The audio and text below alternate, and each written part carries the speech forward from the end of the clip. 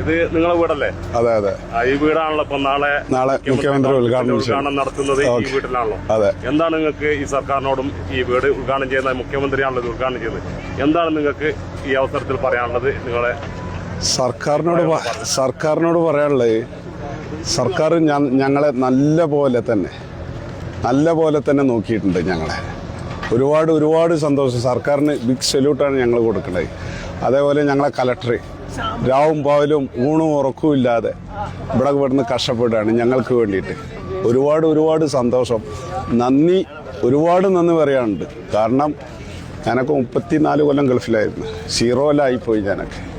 അപ്പോൾ ഈ സർക്കാർ ഉണ്ടായതുകൊണ്ട് ഈ ഭാഗത്തേക്ക് ഞങ്ങൾക്കൊരു വീട്, എല്ലാവർക്കും ഓരോ വീടുകൾ കിട്ടി.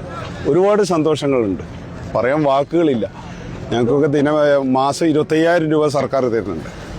25,000 രൂപ മാസം, ദിനപത്യമായിട്ട് 300 രൂപ ഡെയിലി 2 ആൾക്ക് തരുന്നുണ്ട് ഒരു കുടുംബത്തിൽ.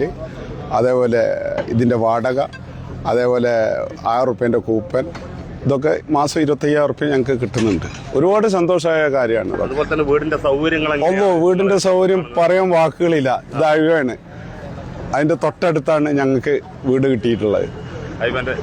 അതന്നെ, ഈ വീടാണ് എൻ്റെ വീട്. ഒരുപാട് സന്തോഷകരമായിട്ടുള്ള വാക്കുകളാണ് ഞങ്ങൾക്ക്.